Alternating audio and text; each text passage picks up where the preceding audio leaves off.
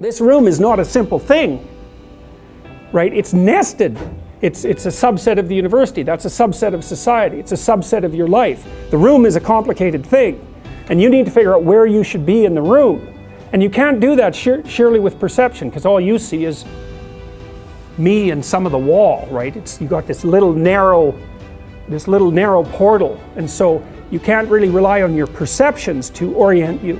But you do orient yourself, and I think what you do is it's engagement. It's like, does this seem meaningful and deep and engaging? Yes. Then it's an indication that it's serving multiple masters simultaneously. So maybe both socially and also temporally. And so I think the sense of meaning is actually an instinct that orients people in time and space. It's not an epiphenomena. It's the most fundamental form of perception. And that's the only optimistic thought that I've ever been able to derive from psychology, is that actually could be true. It could be that the sense of meaning is an orienting reflex. And that would be wonderful if it was true, because it would make it real, and it's one of the devastating elements of nihilism is something like, well, who the hell cares what you're doing? What difference is it going to make in a million years? It's like your sense of meaning is just an illusion.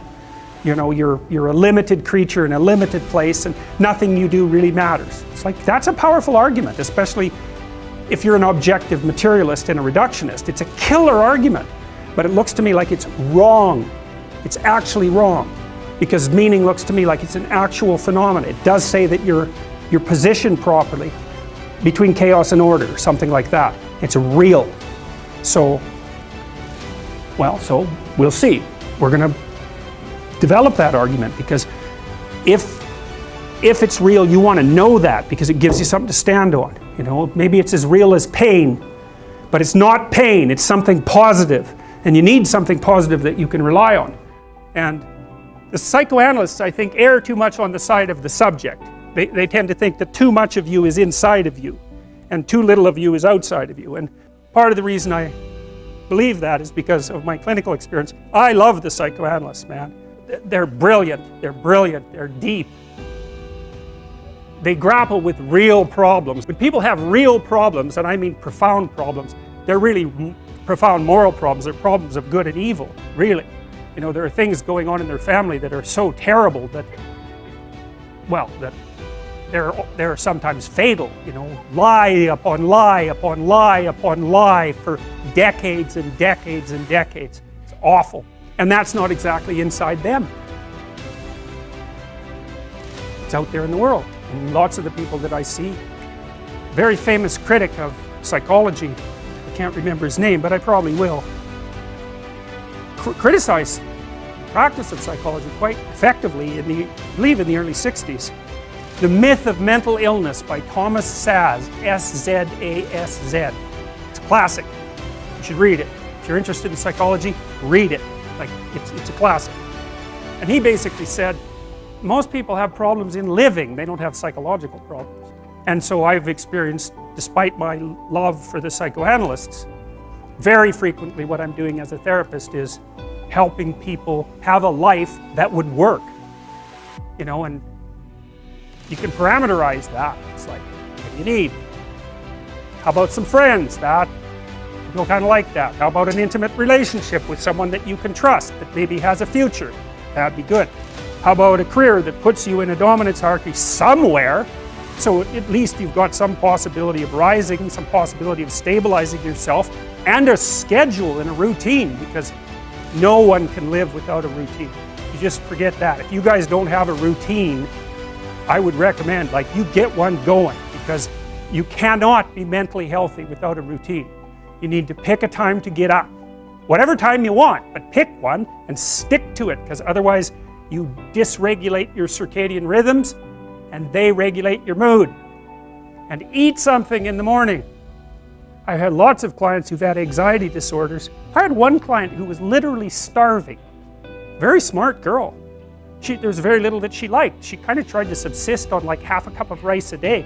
She came to me and said, I have no energy. I come home, all I want to do is watch the same movie over and over. What, is that weird? And I thought, well, it depends on how hard you work. It's a little weird, but whatever. It's familiar, and you're looking for comfort. So I did an analysis of her diet. It's like 3/4 of a cup of rice. It's like, you're starving. Eat something.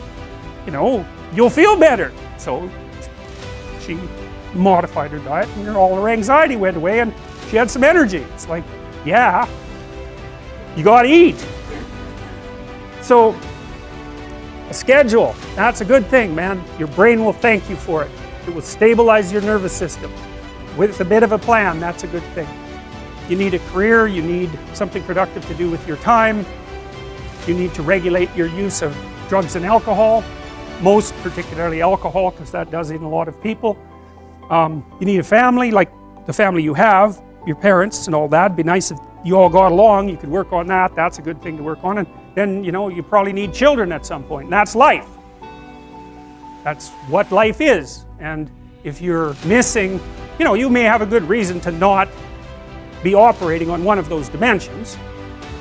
It's not mandatory, but I can tell you that if you're not operating reasonably well on 4, I think I mentioned 6, if you're not operating reasonably well on at least 3 of them, there's no way you're going to be psychologically thriving. And that's more pragmatic in some sense than psychological, right? Human beings have a nature, there's things we need. And if we have them, well, that's good. And if we don't have them, well, then we feel the lack. And so behaviorists, behavioral psychologists concentrate a lot more on that sort of thing. You know, it's practical. It's like strategizing. Make a career plan. Figure out how to negotiate, because that's bloody important. Figure out how to say what you need. Figure out how to tell the truth to people. Figure out how to listen to your partner in particular, because if you listen to them, they will actually tell you what they want, and sometimes you can give it to them and maybe they'll return the favor. And if you practice that for like 15 years, well, then maybe you're constantly giving each other what you want. Well, hooray, that would be good. And then there's 2 of you under most circumstances, and it's better to have 2 brains than 1, because people think differently because of their temperament mostly. And so the negotiation is where the wisdom arises, and it's part of the transformation, the psychological transformation that's attendant on an intimate relationship, and one of the fundamental purposes of a long-term intimate relationship. So we're starting to be able to put the traits, to sort of nail the traits down to their underlying biology. With regards to neuroticism, well, if you're high in neuroticism, you're more sensitive to anxiety, and that's regulated at least in part by the hippocampus and generated in part by the amygdala. There's another part of the brain called the periaqueductal gray that seems to be associated with the experience of pain, and pain is quite a complex phenomena. Depression is pain-like, grief is pain-like, social isolation is pain-like, disappointment is pain-like. There's anxiety components to that too, and so neuroticism seems to be something like threshold for activation in those negative emotion systems.